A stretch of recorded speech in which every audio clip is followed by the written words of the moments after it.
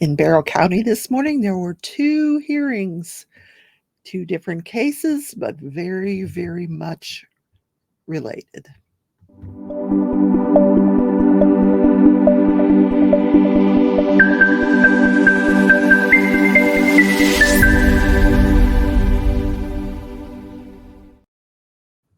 Hi, everybody. Welcome back to the channel. I'm Rebecca, your hostess, and I recap live trials. Except this morning, I'm going to recap a couple of hearings that occurred this morning. Now, on my live on Sunday, the question was posed because we had the mass shooting, of course, in Georgia. The question was posed to me, do you think the parents will be charged? And I said, there is precedent for it, but there was the facts in the case of the Oxford school shooting where the parents were charged and convicted. There were some pretty egregious facts. Like they were told that day that they were warned that day they had to go down to the school, and they chose to leave their son at that school and not get him any help. Didn't look in his backpack. He had access to the gun. They bought the gun for him. They were not getting the Parents of the Year award in that one. So I said, I don't know what the facts are in this case. Well, now we know. So the first person that was at the hearing this morning was Colt Gray, 14-year-old Colt Gray. He is the young man who, on his first day in a new high school, his parents had separated. So I don't know if he's now living with dad. I don't know what the whole story is on that. But his first day of high school, goes in, and he's sitting in math class, and he asks to get up and leave. So he leaves. Then he comes back a few minutes later and knocks on the door, and the people inside go to answer the door, and they start backing up. They won't let him in because of what they saw. And then right after that, gunfire rains out in the hallway outside the math class. 2 teachers are killed. The teachers were Richard Aspinwall, 39 years old, and Christina Iramine. She was 53 years old. They were gunned down, as well as 2 students, Mason Shimmerhorn, who was 14, and Christian Angulo, who was 14. And 9 other individuals, 8 students, 1 teacher, were hospitalized and are expected to be as okay as you can after you've been gunned down. I mean, mentally, I don't know what their injuries are, but mentally, that's going to take its toll. Anyway, he was appearing. This was his first appearance. Now, he's in front of a judge. This will probably, more likely than not be the judge assigned to the case. Ultimately, this is in Barrow County, Georgia.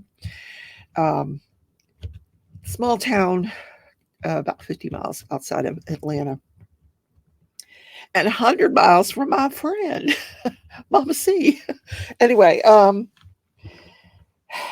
Colt's been charged with 4 counts of felony murder. 4 counts of felony murder. And it was explained to him, and they showed him. He's being charged as an adult. I did not see his face. All I could see was blonde hair. Blonde hair. I'm going to try to find a picture of his face, and if I do, I'll insert it here. But he needs a haircut, for sure. So he's being charged as an adult. So he was asked, can you read? Can you write? You understand, English language, the whole thing you have to ask. Yes, he responded to all of those.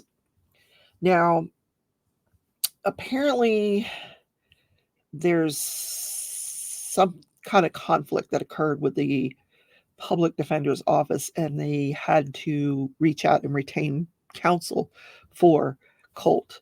But that has not been done yet. So the public defender was sitting there. The judge asked if they were going to request bond.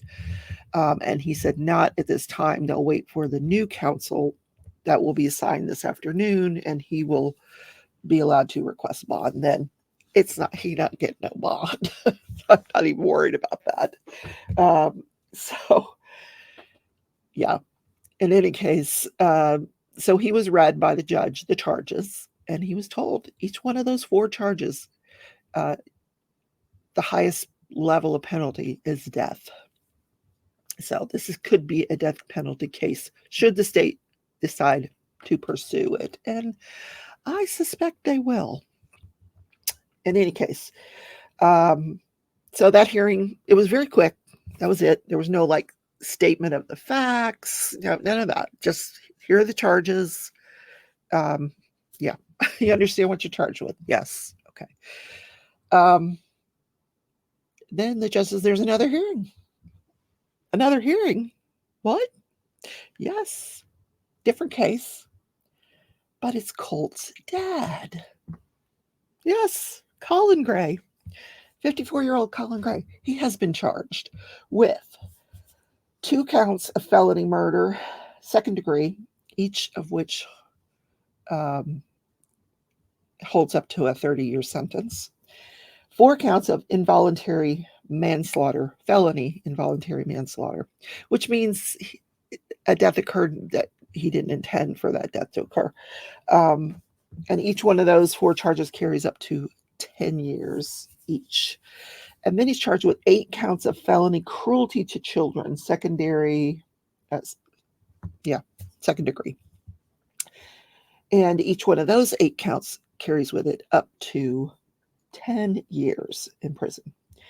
So the judge, he made the same inquisition that he did with his son.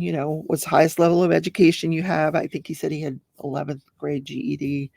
And then that he does read and write, and he understands the English language, and he knows he has the right not to say anything, and blah, blah, blah. Anyway, so the charges were read, and then the judge, said what the maximum penalty was. He says, if you're found guilty on all of these, the total max, 180 years.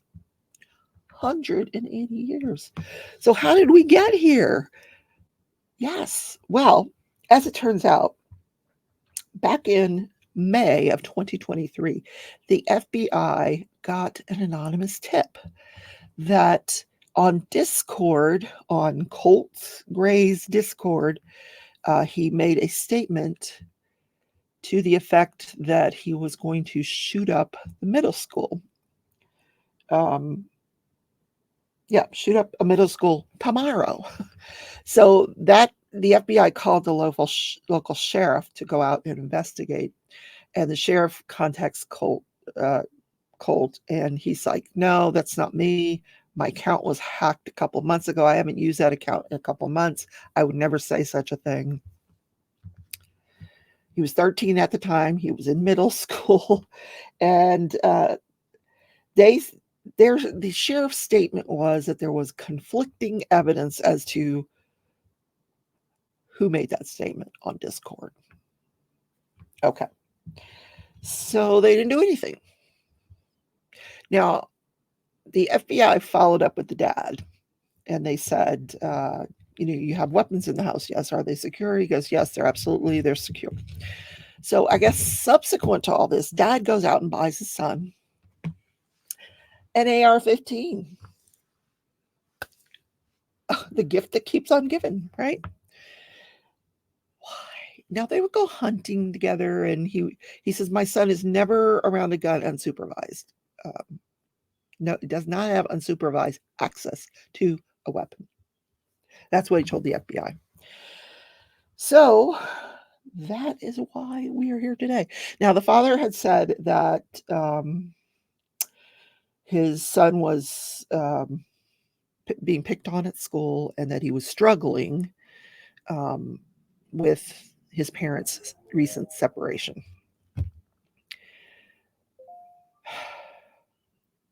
When's this going to end? When is it going to end? Why do we need to buy our children AR-15s, people? Why? If you have an answer, please put that in the comments, because I don't know why any child, a 14-year-old child, needs an AR-15.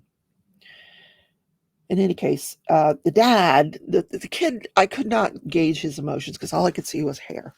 But the dad was rocking back and forth, very visibly upset, crying at one point. he's shook. He's shook by all this. But let that be a lesson, you guys. Lock up if you gotta have a weapon, lock it up, and don't buy your kids guns. I'm just saying. Anyway, I don't know what's going to happen with this. I know we have precedent for it now. Based on the Oxford school shooting convictions of the parents. So we're going to see where this goes. And what does mom have to say about all this? That's what I want to know. Hey, mom, I know you're separated, but he's still your son. Anyway, neither of the defendants were requested a bond because they both have to get outside attorneys now. They'll still be appointed by the court, and they'll have to go through a judicial commission to get approved to get paid, but they can't use the public defender's office for some reason. I don't know what that is. Probably because it's a conflict for that one office to represent both people. That's probably what it is. So it's better just to get them each an attorney, because the young one is going to need a death penalty attorney if the state goes after the death penalty. So they have a right to speedy trial. So we'll see how speedy this goes, and when it happens, I will cover it. That's out of Georgia. Yes. So I will see you today in the next video because I've got more stuff to report. See you then. Bye.